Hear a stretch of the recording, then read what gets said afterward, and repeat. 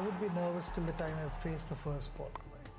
Once I played the first ball, then I was absolutely comfortable, and then my natural instincts took over. People have started calling me God and all those kind of things, but I felt good when people expected something from me, and that inspired me to go out and push myself harder. I've just loved playing cricket. It was never a burden. Cricket has given me life. For me, cricket will always be the ultimate.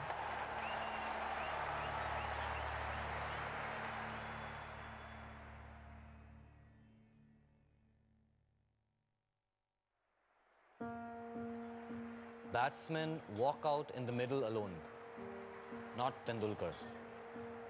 Every time Tendulkar walks to the crease, a whole nation, tatters and all, marches with him to the battle arena.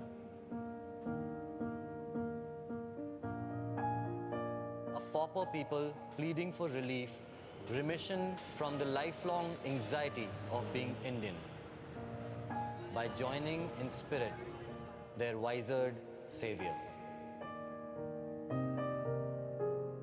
Sachin is just an incredible player, quality player. You got to find it tough to get someone who is better equipped than Sachin. Oh my God, like Sachin was in a different league. He was like meditating every time he batted. He was unbelievable. Mentally very strong, technically absolutely sound, and beautiful to watch as well. He has all the strokes of the world. He's in a dream world. How beautifully he plays. He was so good. He was naturally so good. I would say, that he's superhuman. For him to maintain his pressure and his performance for the 2 decades under the spotlight that he was under is amazing. He's the ultimate batsman, without a doubt.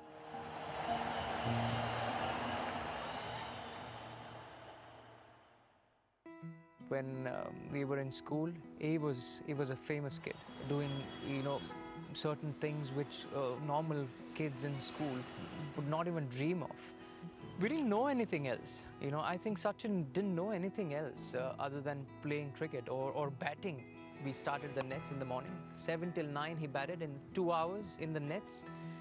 9:30 the game started, which was just ground next by. So he batted throughout the day. And then again at 4:30 till about 7 o'clock in the evening, he went on to practice. So literally from 7 o'clock in the morning till 7 o'clock in the evening, 12 hours of constant batting. Sachin Tendulkar's career would owe much to his first coach, Ramakant Artrikar, who would harness his dedication and talent. I honestly feel that there would never be another Ramakant Artrikar, so there would be never another Sachin Tendulkar. I think he was an institution. No matter what your technique is, yes, you need to have a little bit of technique, but the temperament improves only if you play in a match situation. And that's what he believed in. And the renowned coach would ensure that the young Sachin would never be short of matches. Sachin used to get a 50 in the first innings. There was always retiring after 50, so that others got a chance. I used to put him on his scooter and go to another ground, and then Sachin used to bat in the second innings of that game. And as soon as he came in, there was a crowd behind him, about say a crowd of 25, 30 office goers just to watch him bat. And there was a 14 or 15-year-old kid who was pulling a crowd. One school match saw a young Tendulkar break a world record for the biggest partnership in cricket. A stand of 664 with Vinod Kambli meant the batsman due in next had a long wait. First, there was anxiety. That anxiety turned into, a little bit of a frustration. I was just thinking, when am I going to get a bat? After that frustration part, I think I gave up on that. And I said, I might as well enjoy this because this is terrific. We used to have the system in India where in your school level cricket, they pick 25 of the best performers of the year. And then they have a national camp. That's the first time I saw, and I saw him, just keep batting. So there were 25 of us, and at times they would have to pull him out of the nets for others to go in and bat. So That's when I realized that the amount of love he has for the game. Well, that time I was India's captain, and we had net practice session at the CCI. So I asked him to come because I wanted to see him and how good he is. At that age, at the age of 15, I think he played so well. He was extremely impressive. In the same evening, we had selection for Mumbai team. So they picked him in the team. He made his domestic cricket debut at the age of 15 plus. He made 100 in his first match in Ranji Trophy, first match in Duleep Trophy, first match Irani Trophy. These are the three major tournaments in India. He made a century in all three of them. He was batting against me, and I had played a couple of years of international cricket. But I felt that I was playing for the first time, and he has been playing international cricket for the past couple of years. I went to my coach, and I told him, I said, sir, I've seen something very different. And remember this name, Sachin Tendulkar, because you're going to hear this name for a long time to come. India were to tour the West Indies, March, April, and he was doing so well for Mumbai in his first season that there was a strong chance that he would be taken. And the selectors decided not to choose him because they felt he is too young. The West Indies quick bowlers might hit him and injure him, and he might lose his confidence forever. He might come back shattered. We asked him, are you disappointed? He says, I'm extremely disappointed. I said, why are you disappointed? You're only 15, and the selectors feel that they're shielding you from the fast bowlers, you might get injured. So he says, if I get injured, I'll learn quicker. If I get hit, I'll grow faster. When we read in the papers, is some 16 years old got picked up for Indian tour. Me and Vakar looked at each other and had a chat. 16 years old is 16 years old, come on. He was a young boy. I mean, no moustache, no shaving when he first walked onto the field. And I did ask him when he came out to bed, have you took permission from your teacher? But there was nothing funny about Tendulkar's brutal introduction to Test cricket. A Wakar Yunus bouncer hitting him on the head that left him dazed. I think it did affect him in the positive, because he went after Wakar after that. He started scoring runs as if, he's been there for a long time. I think he was a brave boy at that age, getting hit on the head and then come out and get runs. Overnight become from boy to a man. I think that's what Sachin did. It was that hit that woke him up, that now I'm going to prove the world that I'm made for this international cricket. By the end of the tour, we started feeling that, yeah, kid can play. He can bat. That by the time Sachin went to the next series, everybody knew that we better be careful of this boy. He can really hit the ball hard. The pressure of expectations is something that Sachin lived all his cricketing life, all 24 years. Ever since he hit the big time with his world records, the spotlight was on him. There was a lot of pressure when he came to England. Tendulkar would answer any doubts in the second test on the 1990 tour of England at Old Trafford. The 17-year-old rescued his more experienced teammates from defeat with his first test century, scoring 119 not out.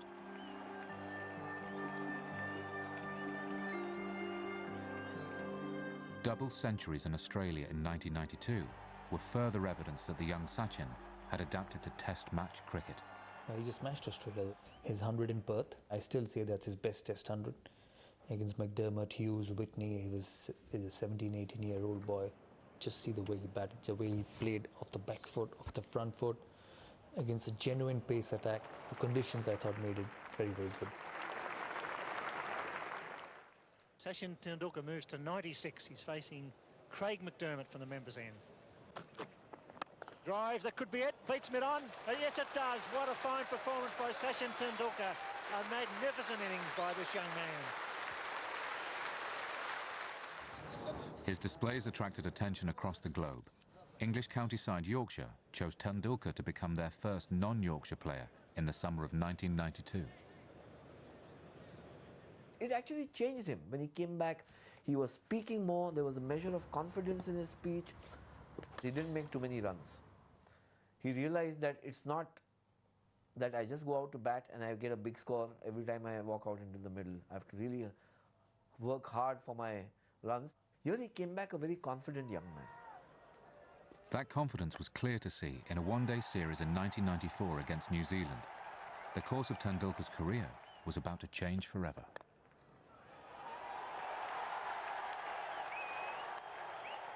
"20 minutes before the toss, Sidhu comes to me and tells me, "Sir, I'm sorry, I twisted my ankle while practicing, and I'll not be able to, walk even." So I was worried, whom to send an opening bat. And Sachin was listening to the conversation. Sachin said, "Sir, will you allow me to open?" I told Sachin, if you lose your wicket early, then we would have it because we had to win this match. He said, "Don't worry, sir, I'll be there till the end." A superb knock of 82 saw Tendulkar cement his place at the top of the batting order. Best thing for him was when he started opening. It completely transformed him as a batsman. He got 50 overs to bat. He started making one-day hundreds, and he became a lot better player. He didn't have to do anything different to be attacking. He just had to make sure that he played a few more shots to the same deliveries. He had this ability of hitting a good delivery on the offside and then hitting the same delivery through the onside. And he just did that a lot more in one-day cricket than he did it in test matches. As he headed into the new millennium, Tendulkar was on his way to becoming a true great, but his spells as captain were to prove less successful. His captaincy was undoubtedly the low point of his career because he had a couple of stints as captain and both times the results were just not good enough. I think we were not a good team then. I think we were not a good team in 97, 98. We never played well overseas. I'm a firm believer that a captain is as good as his team. At the same time, you have to create your team. That's an important part of captaincy. You have to build a team, but somehow probably Sachin did not manage to do that. He was just too eager to prove that he is as good a captain as he is a player. And therefore, he was asking his team to do things which they were not capable of doing. His successor as captain would be Sourav Ganguly, and together the pair flourished. We turned it around in 2000, since 2000, where Sachin himself was an important part in the turnaround. And I just played my game, he just played his game. As we kept playing, we got to know each other's game a lot more. At times, from his footwork, I could make out what he was trying. So I would just go up to him and say that, listen, don't do this. You don't need to do this, just play normally, just get set. There were days when he would try to accelerate, but he wouldn't get the rhythm, he wouldn't get the timing. And I would just quietly go up and say that, listen, hang around. Just let these 2-3 overs go, play some defensive shots, and you'll make it up. During this period, Tendulkar would surpass the great Don Bradman's tally of 29 Test centuries, his 30th coming against England in the 2002 tour. Sachin and his team's emergence as a world power in cricket mirrored that of India as a country. From 91 onwards, India opened up economically. So there was more reward for merit, financial reward, as well as in terms of fame. The media grew, so the message, the gospel of Sachin spread faster and wider. He became iconic as a player and symbolic of all that can accrue to a great performer or a great achiever in the new modern India. He is the god of cricket. I mean, there are a couple of gods in India, but you can see literally there's drawings depicting him as the god of cricket. The respect isn't the word. They worship him. I mean, they really worship him. He became the glue, the binding force for the country. People of all denominations, all ages, all religions. He can't go out and enjoy the fame and the wealth that he's acquired and achieved because he needs 10 security guards, not because he's under threat, but just people just want to touch him. They all saw in Sachin as a convergence point. As long as Sachin was there, everybody felt Indian. And that actually created a huge burden of expectation. That expectation meant Tendulkar would be scrutinised more than any other cricketer. And during a disappointing start to the tour in Australia at the end of 2003, people were questioning whether 15 years of Test cricket were taking their toll. In the run-up to the 4th Test in Sydney, Sachin was having real problems with deliveries outside the off-stump. But by Sydney, he was just spewing. You could see, again, like a Lara or like a Warren, he was a winner and he commanded and demanded results of himself. And he knew that we were going to be patient. Didn't play a shot outside off stump. I just found that amazing. And Tendulkar was just, you know what, I'm going to take out any potential chance of me getting out. This sort of says it all, really. We were planning on just keeping him quiet and taking him out of the attack, but gradually, like, he wore us down. It was brilliant. It was a brilliant strategic innings. 241 not out, and Tendulkar would continue to make the runs. On the 17th of October 2008, he passed Brian Lara's tally of 11,953 runs and became the highest Test run scorer in history. Indian celebrations were not to last. 6 weeks later, the Mumbai terror attacks sent the country into mourning. England were touring at the time, and security was tight when the tourists faced India in Chennai. India were chasing an improbable 387. And I didn't expect India to win, but then Sachin came and got that magnificent 100. I think the most meaningful 100 has to be the one that I scored against England in 2008 in Chennai. Whole nation needed something, you know, where we could divert our attention, even if it was for a short span. It was a difficult period for all Indians across the globe, not just in India. And I felt really proud that I could do something which allowed people to smile, which was even greater satisfaction. It's not easy when, 1 billion people look up to you every time. The pressure, that kind of pressure can break a lesser man. He's carried it all his life. There were some test matches in Mumbai, and I really don't know how the umpires went on doing their job, because there's so much noise there. I was singing Sachin, Sachin, Sachin, Sachin. It was like a rock concert. It was like one of the Beatles walking out of that era. It was like unbelievable. In India, Sachin, mate, it's a different league. Everybody wanted him to bat forever. So that is why he used to, get that pin drop silence when he used to get out.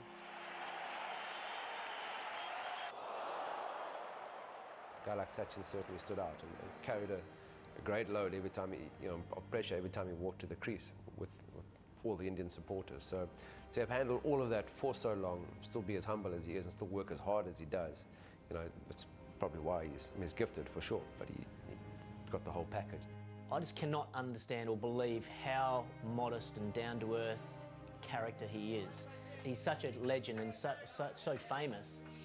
To be so humble and modest and down-to-earth in a country like that where they are just cricket mad, where he literally cannot walk outside the front of a hotel without getting mobbed by 1,000 Indians, to have no ego whatsoever, to be, just a down-to-earth, decent bloke, it's just phenomenal. His ability to remain humble would be tested when India co-hosted the 2011 World Cup, a tournament Tendulkar and 1 billion people were desperate to win. No team had won a World Cup final at home, and I think that had maybe something to do with the pressure on the host nation. And we had identified that 13 months out from the World Cup. One of the things we did is every single team meeting, we being Gary, Kirsten, myself, would always use the language, when we play the final in Mumbai on the 3rd of April. The players had been so conditioned to knowing exactly what we were going to do by the time we got to the World Cup. India navigated safely through the group stages, with Tendulkar as ever leading by example. Against South Africa, he would record his 99th international century.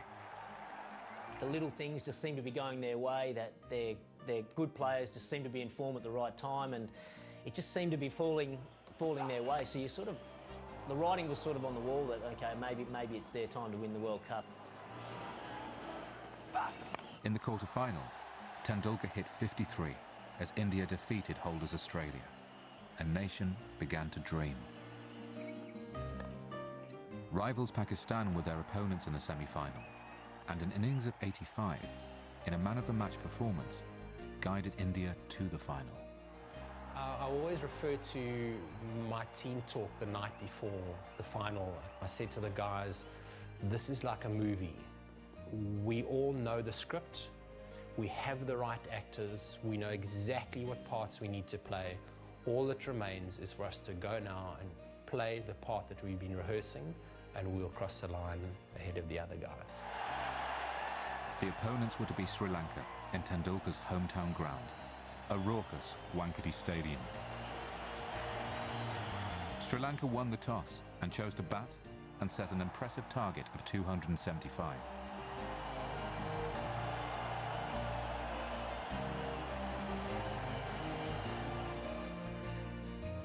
India's reply got off to a terrible start. Virender Sehwag was given out on the second ball. Once again, India looked to their god of cricket, and he seemed to be answering their prayers. But in the 7th over, the unthinkable happened. The trophy they seemed so destined to win was slipping away.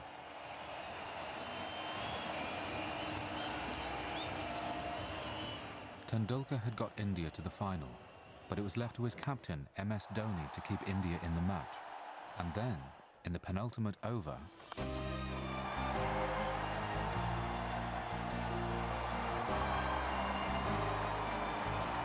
after Dhoni hit that six, it was incredible ecstasy. And then probably the next 5 minutes was disbelief. I must have said to Gary, between us probably 10 times, we sort of looked at each other and said, can you believe that we've just won the World Cup?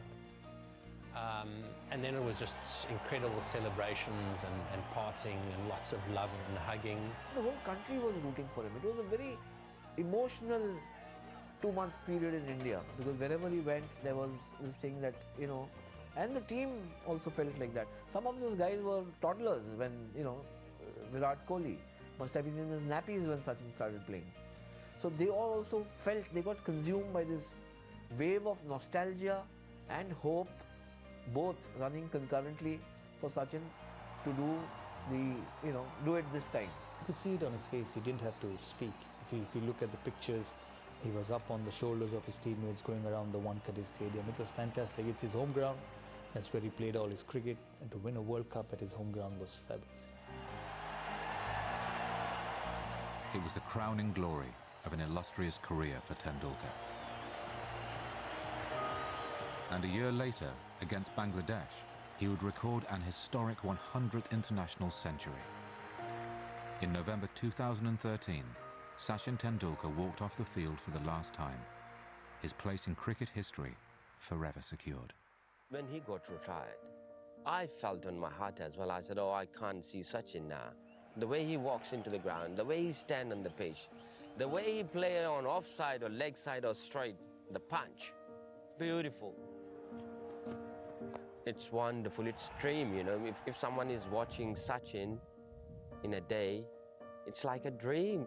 When he's playing well, he hits the fast bowlers past the umpire.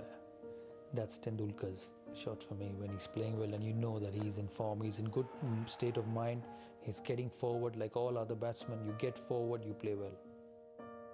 I would consider Sachin as the professor of batting.